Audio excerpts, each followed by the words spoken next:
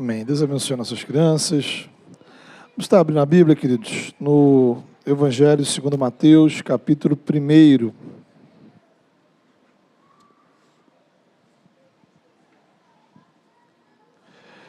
Evangelho de Mateus, capítulo 1.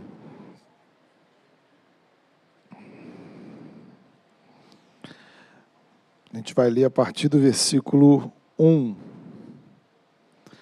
Texto que já está aí projetado. Você também abrir sua Bíblia e poder acompanhar a leitura e a explicação da palavra. Diz aí: registro da genealogia de Jesus Cristo, filho de Davi, filho de Abraão. Abraão gerou Isaque. Isaque gerou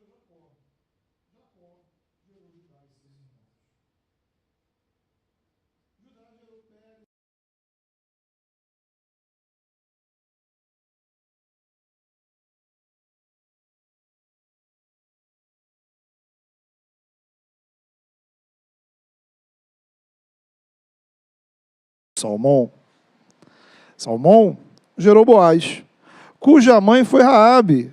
Boaz gerou Obed, cuja mãe foi Ruth. Obed gerou Jessé, e Jessé gerou o rei Davi.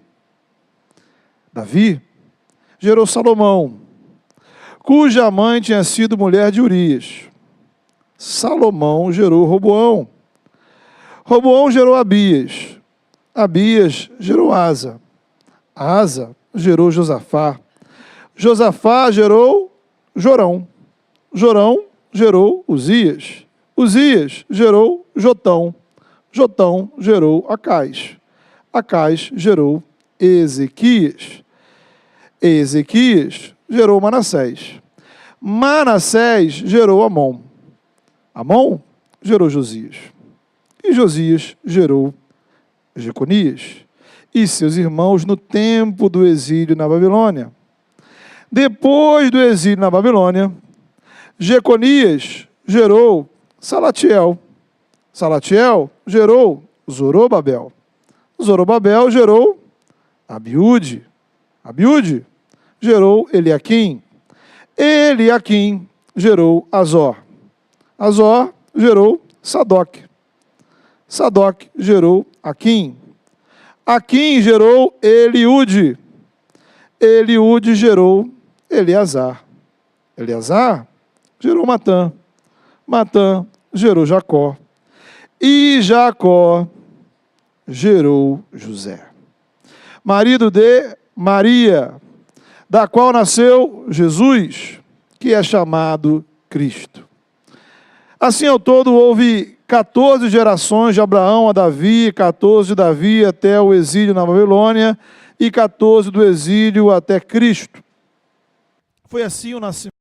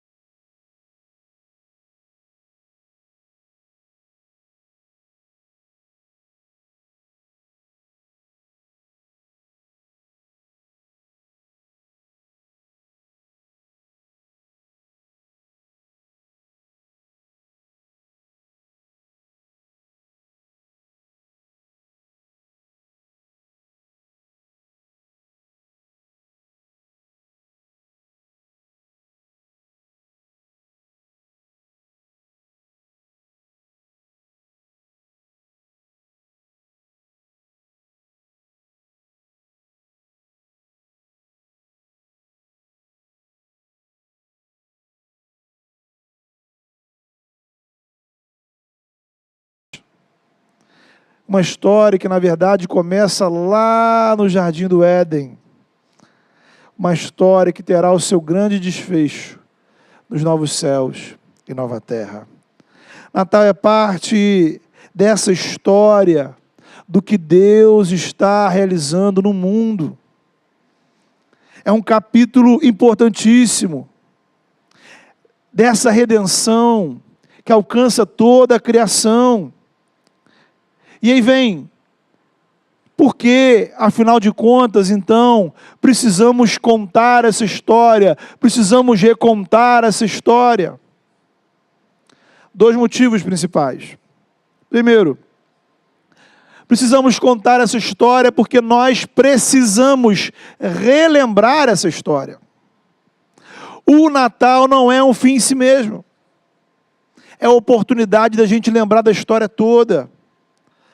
O que estava lá rolando com Maria, com José, tinha a ver comigo, tinha a ver com você. Então, assim como Mateus, ao contar a história do Natal, começa com Abraão, hoje, quando nós falamos do Evangelho, nós precisamos falar do Natal, do fato milagroso do Filho de Deus que se fez ser humano, foi gerado no útero de Maria, nasce como bebê, como qualquer outra pessoa.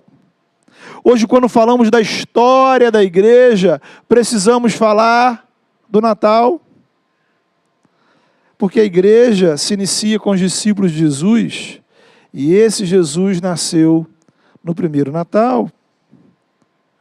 Essa é a nossa história, é a sua história, é a história da nossa salvação, a história que precisa ser lembrada. Nossa identidade como povo de Deus está nessa história. Então essa história, ela não começa na sua conversão. Essa história não começa quando você crê em Jesus e entra para a igreja. A nossa identidade tem a ver com os grandes atos realizados por Deus ao longo da história. História que está contada, narrada na Escritura. E o Natal é um desses grandes atos. Veja que, assim como a Páscoa precisa ser relembrada, assim como a Santa Ceia precisa ser repetida, a história do Natal precisa ser recontada. Natal é tempo de luz. E precisamos iluminar a nossa mente e das pessoas ao nosso redor com o sentido do verdadeiro Natal. Parte da nossa missão, veja, do nosso ministério como cristãos e igreja, é mostrar ao mundo o que realmente aconteceu no Natal. Explicar aos nossos amigos, aos nossos familiares, aos nossos colegas de trabalho, de escola, o que é que a Bíblia conta a respeito de Natal. É a nossa responsabilidade com os nossos filhos, com as nossas crianças. Então, em primeiro lugar, é uma história que precisa ser recontada, porque é a nossa história, é uma história que precisa ser relembrada, para que a nossa mente relembre a nossa própria história. Em segundo lugar, essa história precisa ser contada para corrigirmos narrativas equivocadas, que vão se sobrepondo. Então, de uns tempos para cá, a gente ouve a expressão guerra de narrativas, e ela se aplica a esse contexto. A pergunta é, o Natal é sobre o quê? Existem algumas narrativas da nossa cultura que dão ao Natal um significado diferente do que está na palavra de Deus. Chamamos isso de secularização. A sociedade vai pegar conceitos, símbolos, histórias cristãs, e ela progressivamente vai tirando e transformando aqueles elementos que são característicos da espiritualidade bíblica. E vai dando uma outra conotação, geralmente comercial.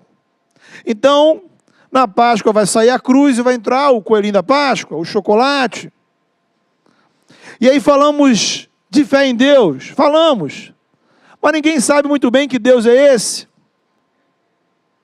E aí nessa época você vai ouvir algumas pessoas dizendo assim, porque a mensagem do Natal é paz, é amor, é família. Meu irmão, minha irmã, com todo carinho, isso é bobagem. Eu sei que talvez você já repetiu essa bobagem. Me desculpa. Mas esse é um Natal desidratado. Desidratado. É Natal para quem não tem fé nem compromisso com Jesus. A mensagem do Natal é muito simples. Não é sobre paz, amor, família, festa. O Filho de Deus nasceu. Ponto. O Filho de Deus se encarnou. E a partir daí você pode desdobrar essa história. Você pergunta, por que ele se encarnou? Por que ele nasceu? Aí você vai responder, porque ele veio ao mundo para trazer salvação. Salvação por quê? Porque nós precisávamos de perdão de pecados. Como nós pregamos aqui no início dessa série, no primeiro domingo de dezembro. Se Jesus é luz, ele é uma luz que veio ao mundo para iluminar um mundo que estava em trevas. Então não tem como eu falar de Natal sem pressupor uma realidade de trevas.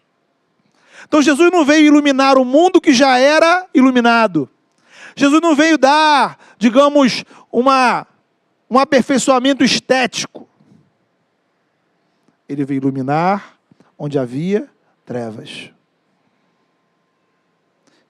E quem ainda não foi iluminado por essa luz, continua em trevas.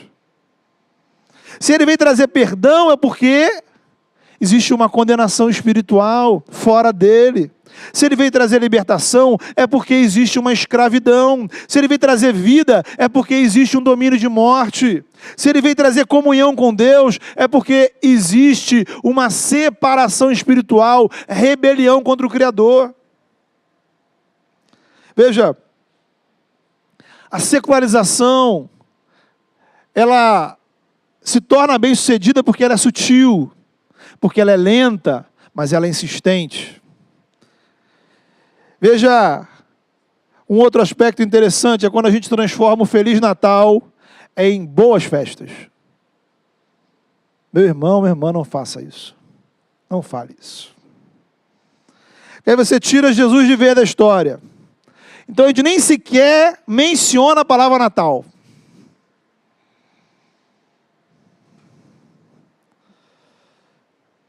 Outro dia, eu pensava na expressão Feliz Natal. Feliz Natal para quem?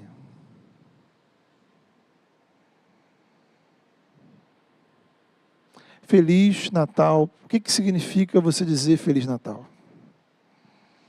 Para começar, se a pessoa não crê verdadeiramente em Jesus, o Natal não chegou para ela.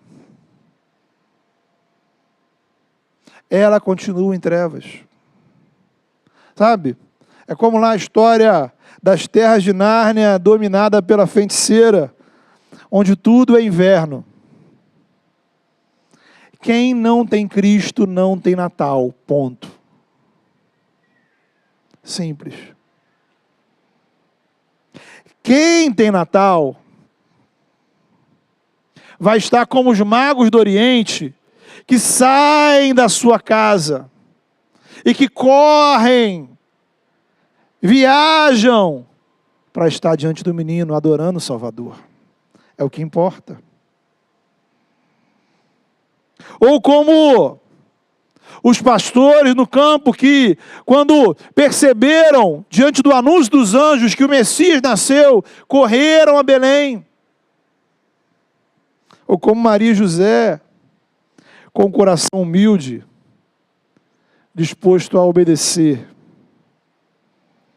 ao Senhor. dizemos Feliz Natal da mesma forma que alguém diz Feliz Carnaval. Significa boa comemoração para você. Mas que comemoração? Quantos de nós, irmãos, estaremos nos dias 24, 25, ao longo dessa semana, de fato, comemorando que o Salvador nasceu? Então, a perspectiva do Natal é que, em muitas casas, se não todas, haverá algum tipo de festa, mas não haverá Natal. Percebe? Pessoas estarão ao redor das comidas, mas não estarão ao redor de Jesus. Precisamos cuidar, irmãos, para não sermos engolidos pela secularização. Quando uma criança, por exemplo, diz que o Natal é a época preferida dela, será que ela está pensando no nascimento de Jesus ou nos presentes que ela vai ganhar? Será que o Natal é sobre comprar e dar presente? Será que o Natal é sobre fazermos uma ceia, um jantar, enfeites, decorações? Pensa, será que existe um único versículo na Bíblia que dê apoio a isso? Tem alguma recomendação de Jesus dizendo assim, meus irmãos, meus discípulos, vocês precisam praticar amigo ocultos? Precisam ir no shopping?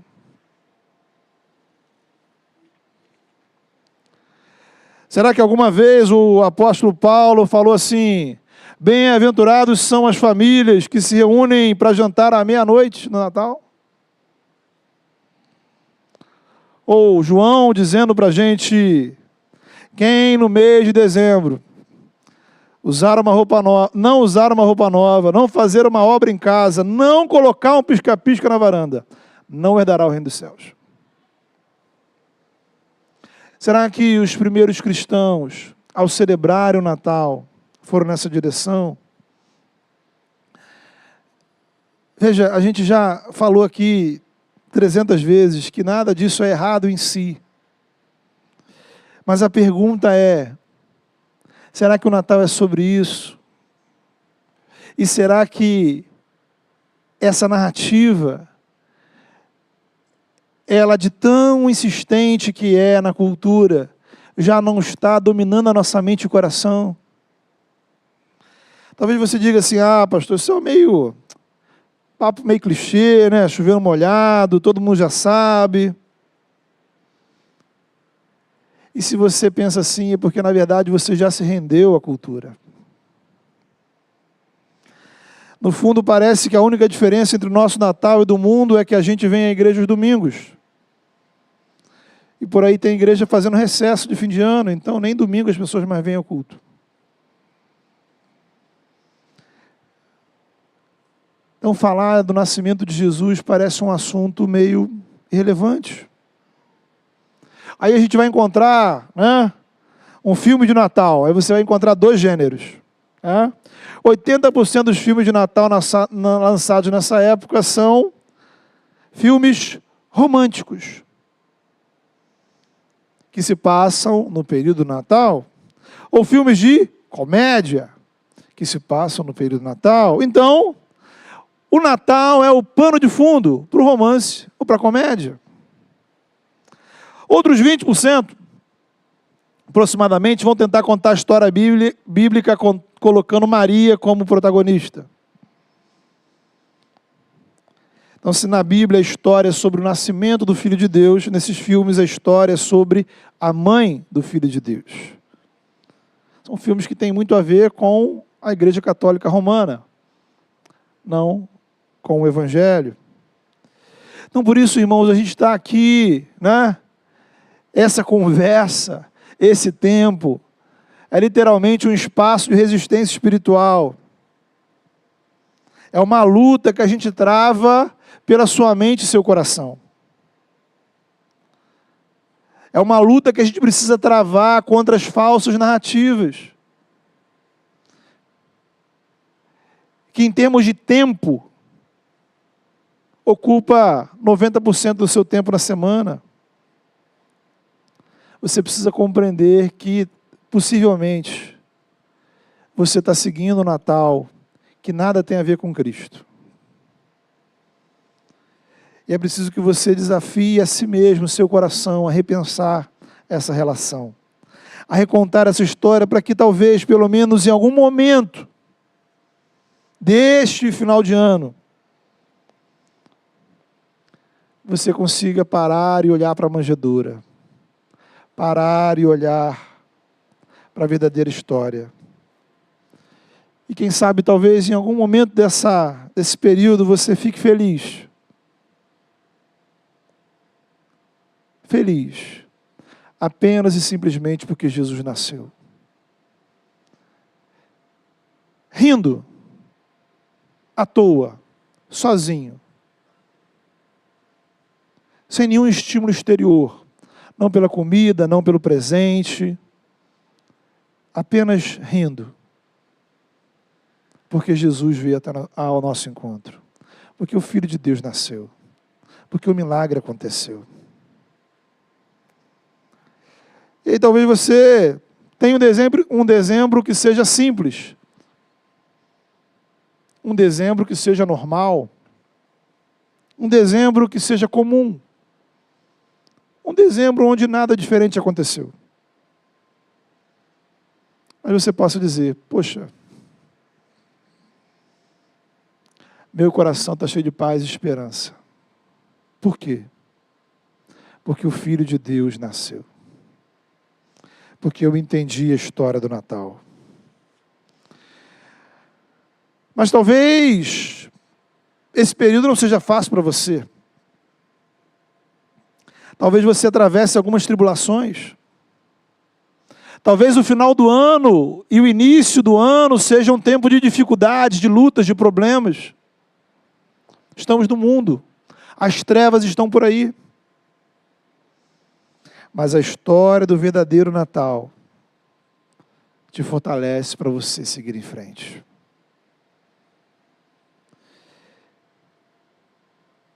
Então, partindo dessa primeira reflexão sobre por que nós precisamos contar a história do Natal,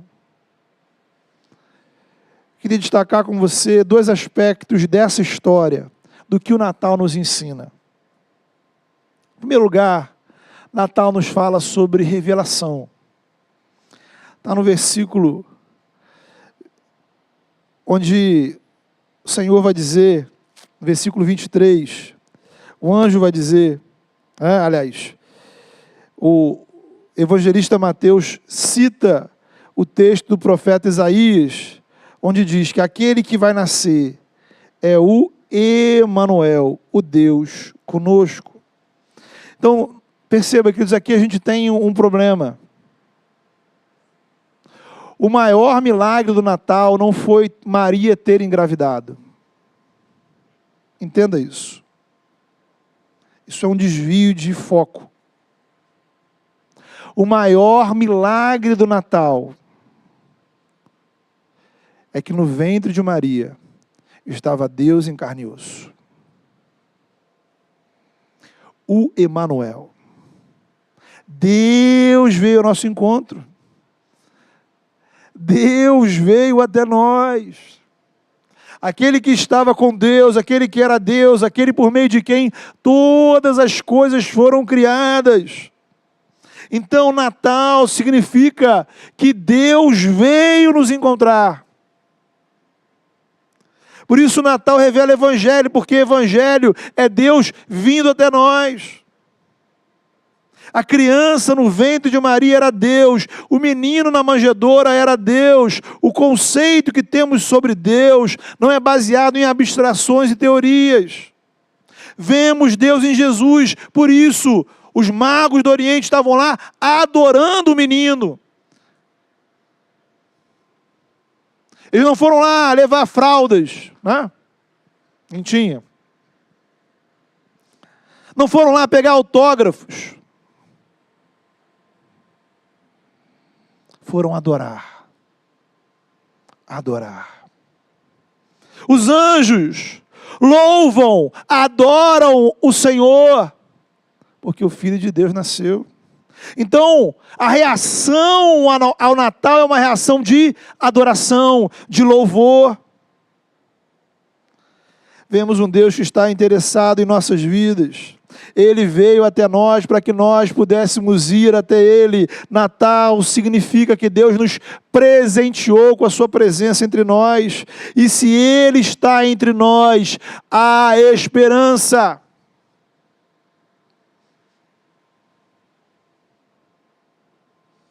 Deus veio nos visitar e Ele não estava a passeio. Deus veio em missão. Sabe, irmãos, aquela sensação que vez ou outra toma conta do nosso coração, aquela sensação ruim de desesperança, de desânimo, né? De você olhar a sociedade, você olhar as notícias e tudo é ruim, e tudo é complicado, e parece que nada vai dar certo. E a angústia vai tomando conta do seu coração. E parece que nada de bom, né, vai acontecer no futuro. Lembre-se, Natal nos mostra que esse mundo não está à própria sorte. Deus não está lá no céu assistindo a nossa desgraça. Ele entrou aqui. Ele entrou no barco. Natal é Deus dizendo: calma, fiquem tranquilos porque eu tenho um plano. O barco não vai afundar porque eu estou no barco. Ele está no barco, entende, irmãos? Ele está no barco. Para os cansados e sobrecarregados, Ele é o alívio que chegou. Para os doentes, Ele é a cura que se faz presente. Para os perdidos, Ele é o caminho. Para os angustiados, Ele está dizendo: o mal chegará ao fim. Às vezes o desespero, né, a gente costuma dizer assim, né, papo de crente, né, mas vai ficar ruim mesmo, porque o mundo tem que piorar. Sim e não, irmãos. Sim e não. Piora, mas piora para melhorar. A palavra final é de esperança. Né? Que geralmente que eu ouço o crente falar isso, geralmente é um negócio meio de angústia, né? Você fica assim, você está triste, aí o cara vai dizer assim, vai ficar pior ainda, você fica mais triste ainda. Não é isso o Evangelho. O Evangelho é Deus dizer: não, eu estou aqui. Eu tenho um plano. Eu estou no barco. Tem tempestade, tem ventania, parece que vai afundar, mas não afunda. Não afunda. Natal significa que Deus olhou para o mundo, viu toda a maldade, todo o pecado, toda a idolatria, e apesar de ver tudo isso, Ele disse: eu vou salvar. Então Natal fala de revelação. Em segundo lugar, Natal fala de providência. Providência tem a ver com o agir de Deus. São os planos de Deus. Natal revela que Deus tem um plano e que Ele usa pessoas em prol desses planos. E aí que entram em cena Maria e José. Deus quis que seu filho nascesse nesse mundo, como qualquer ser humano, note bem. Gerado no útero de uma mulher. Na providência de Deus, Ele nos usa como instrumentos. Não foi Maria quem escolheu Deus. Foi Deus quem escolheu Maria. Maria não foi voluntária. Tampouco ela foi campeã na seleção das mulheres mais crentes da Galileia. O ponto é que a gente não sabe simplesmente por que Deus escolheu Maria. Era uma mulher crente, uma mulher piedosa, uma mulher temente a Deus. Não era perfeita. Era pecadora como eu e você. Tinha virtudes, sim. Mas nenhuma que a qualificava especificamente para ser mãe do Salvador. Da mesma forma, irmãos, nós não sabemos porque Deus nos escolhe. Não há motivo algum para Deus ter te escolhido. Entende isso? Eu não sei porque Ele me escolheu para ser cristão, para ser pastor, para estar na igreja. Ele tem os motivos dele. Eu nem sei se eu concordo com os motivos que Ele tem. Mas o ponto é esse. Ele quis me salvar. Ele não perguntou para mim. Ele me amou e me salvou. A graça dele me alcançou. E quando essa graça me alcançou, eu passei a fazer parte dessa história.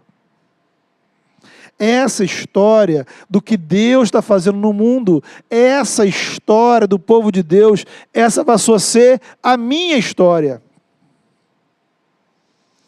Há aqui uma mudança de perspectiva.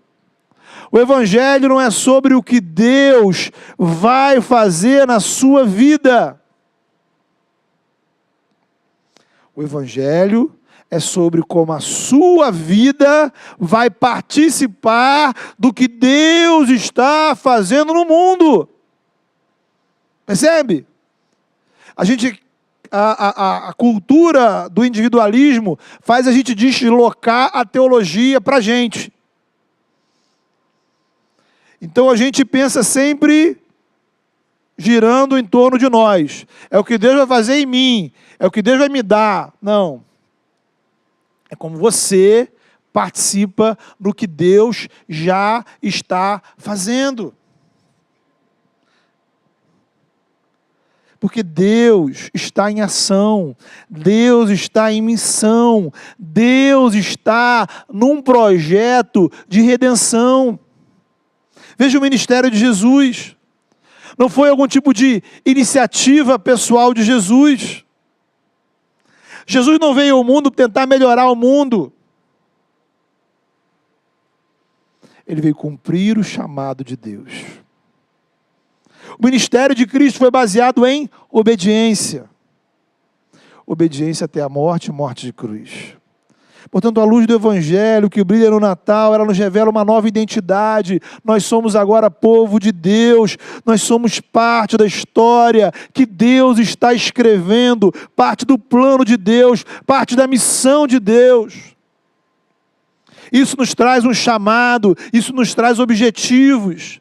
A partir de então, somos instrumentos desse plano. Cooperadores dessa missão, missionários da graça, vasos de misericórdia, manifestando ao mundo o bom perfume de Cristo. Essa é a luz que brilhou no primeiro Natal. A luz que brilhou no nascimento de Jesus. A luz que brilhou na vida de Maria. Uma luz que nos dá um grande privilégio, uma grande responsabilidade. Privilégio que nos coloca em uma posição de adoração e louvor. A responsabilidade nos coloca em uma posição de obediência. É o que vemos em Maria. Se você abrir lá o Evangelho de Lucas, você vai ver que Maria louva a Deus. Está o cântico de Maria, antes ainda de Jesus nascer. Então, o anjo vai até ela, comunica a gravidez, explica o que vai acontecer. Ela vai até Isabel para conferir o sinal. Isabel de fato estava grávida e diante daquela situação, então, ela se enche de alegria e louva o Senhor. Louva o Senhor pelo privilégio recebido. É isso que nos move, queridos, a celebrar todos os anos o Natal. É isso que nos move todos os domingos para nos reunir em culto. Todos os dias oramos dizendo: Senhor, muito obrigado pelo seu amor, pela sua misericórdia, porque o Senhor foi ao seu encontro, o Senhor te quis, o Senhor literalmente te escolheu. Agora, o entendimento da graça, o entendimento do privilégio, nos leva à adoração, ao louvor, ao culto. Por outro lado, aprendemos com Maria a disposição em obedecer ao Senhor. Por isso ela responde ao anjo: eis aqui a serva do Senhor, que se cumpre em mim segundo a sua vontade. Sabe, meu irmão, sabe quem foi o primeiro discípulo de Jesus? Primeiro discípulo de Jesus não foram os apóstolos. Primeiro discípulo de Jesus foi Maria. Foi a primeira pessoa nessa terra que se colocou para servir a Jesus. Note que provavelmente nesse momento da sua vida ela tinha em torno de 14 anos. Imagine o que se passava na cabeça daquela menina. O que as pessoas iriam dizer de uma adolescente grávida?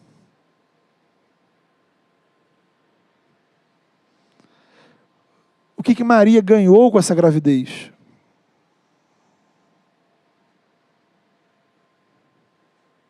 Será que ela recebeu algum tipo de benefício do governo por ser mãe do Salvador? Será que ela ficou rica, famosa? Algum tipo de celebridade? Ela teve que conviver com a responsabilidade de ser mãe do Salvador. Imagine você. Pergunto aí às irmãs. Imagine se o Senhor do céu viesse te consultar a respeito dessa possibilidade. Você aceitaria?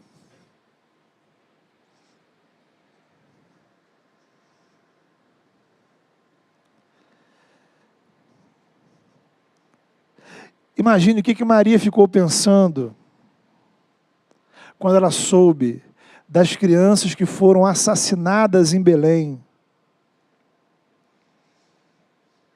Das mães chorando porque tiveram seus filhos mortos, porque Herodes perseguia o Salvador. O que Maria pensou quando viu seu filho na cruz? Então o Natal não trouxe nenhum privilégio para Maria. Tampouco Deus perguntou a ela se ela estava interessada na função. Simplesmente o anjo chegou, anunciou: minha querida, vai ser assim. Providência de Deus. Deus usa pessoas em prol dos seus planos. O que nos coloca numa posição de obediência e dependência. A partir do momento em que aquele anjo apareceu, Maria deixa de ter o controle da sua vida. Sei que você vai dizer: poxa, não, pastor, a gente não tem controle. Mas mesmo sem ter o controle, a gente faz planos, não é verdade? A gente planeja coisas. Mas Deus tinha planos para Maria. Esse é o Evangelho do Natal, irmãos. Deus tem planos para a sua vida.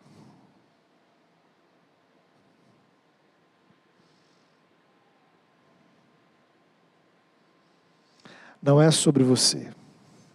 Não é sobre os seus planos. Não é sobre a sua história. É sobre os planos dele. Sobre a graça dele. E a graça dele te inclui nos planos dele. Ele te chama a fazer parte dessa história. Sua resposta é dizer: Senhor, eis-me aqui.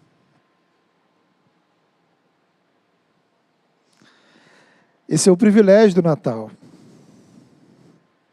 Tempo de louvar ao Senhor. Maria louvou o Senhor. Ela entendeu a graça que era servir aos planos de Deus. Ela entendeu o privilégio, a honra que o Senhor lhe tinha dado. Mas ela também se dispôs à obediência. Então lembra, irmão, que eu falei no início.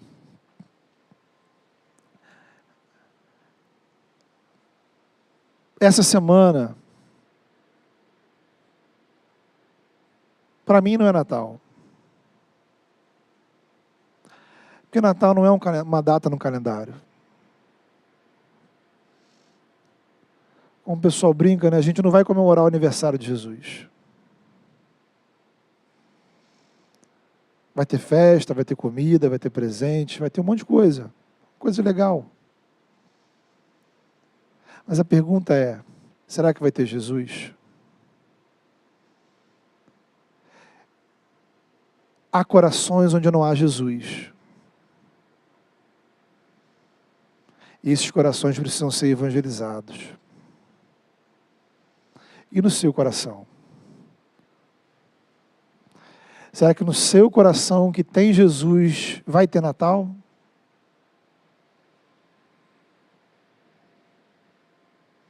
Será que esse Natal de louvor e de obediência, de graça, esse Natal que nos revela os planos de Deus, alcançou a sua vida? Vamos orar? Feche seus olhos. Se coloque diante do Senhor.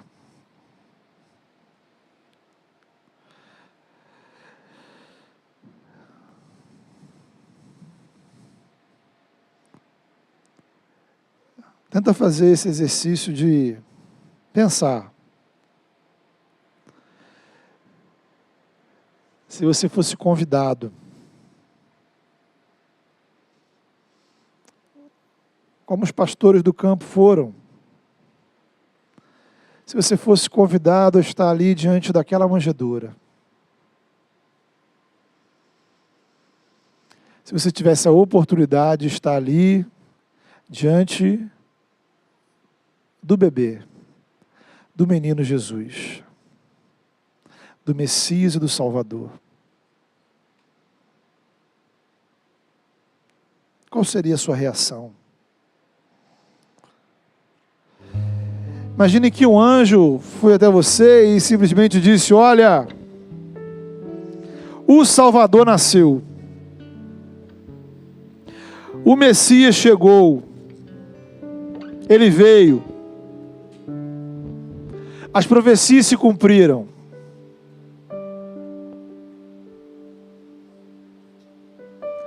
O que você diria para o anjo? Então, seu anjo, eu estou muito ocupado esse final de ano.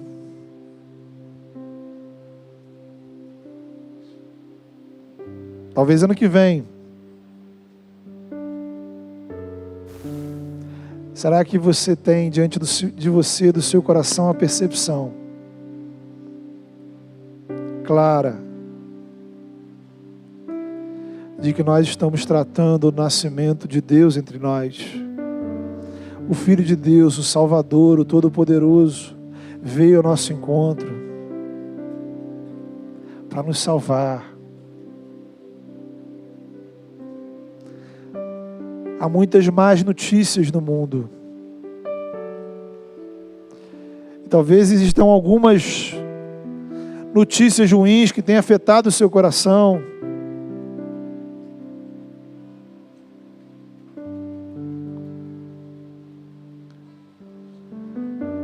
Mas peça ao Senhor para que a luz do verdadeiro Natal possa brilhar no seu coração. E a glória, a graça, o amor, a bondade possam preencher o seu coração de alegria, te impulsionar à adoração, te impulsionar à obediência.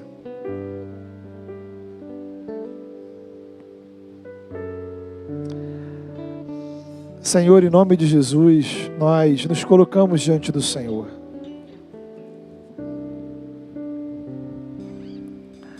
Nós louvamos o Teu nome, Senhor, porque o Senhor enviou o Teu Filho ao nosso encontro. Nós Te louvamos, ó Pai, porque Jesus nasceu.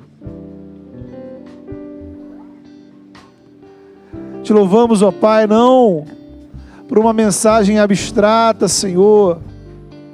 Te louvamos, ó Pai, porque o Teu Filho se fez carne e habitou entre nós e manifestou a Tua glória e veio nos salvar porque o Senhor se importa com a gente, porque o Senhor nos ama, porque o Senhor tem planos, ó Pai, para as nossas vidas, planos para este mundo, planos para esta criação, e em Cristo o Senhor nos revela estes planos, e o Senhor nos dá a graça e o privilégio de fazermos parte destes planos. Senhor, em nome de Jesus, ajuda-nos, ó Pai, a equilibrar nossos corações,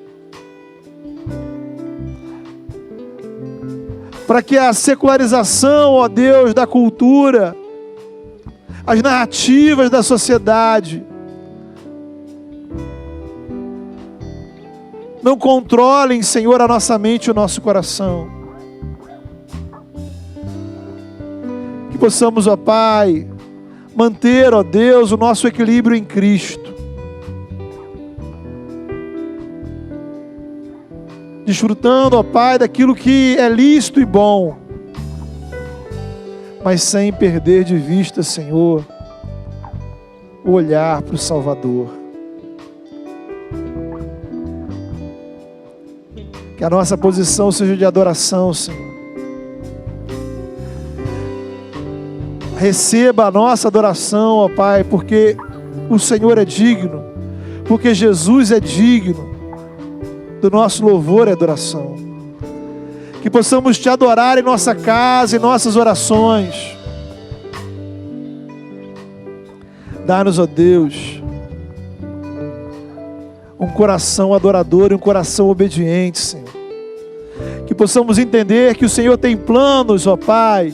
Não se trata dos nossos projetos, não é sobre nós, é sobre o Senhor. Participarmos dos Teus planos, participarmos da Tua missão. Abre os nossos olhos nesse sentido, Senhor. E que sejamos missionários do Natal, para que o verdadeiro Natal exista na nossa vida, para que o verdadeiro Natal impulsione as nossas nações, as nossas ações, e que assim, Senhor, nessa igreja e por meio de nós, pessoas tenham um encontro com aquele que estava na manjedoura, aquele que nasceu do ventre de Maria, aquele que cresceu, que viveu, que fez milagres, aquele que morreu na cruz pelos nossos pecados, aquele que ressuscitou o terceiro dia, aquele que foi exaltado pelo Senhor e que está hoje vivo, reinando ao teu lado, aquele que um dia voltará, trazendo para nós novos céus e nova terra, Senhor, que os nossos olhos e a nossa esperança, a nossa alegria, o nosso louvor e a nossa obediência estejam em Jesus, para a glória do teu nome. Em nome do teu Filho oramos. Amém.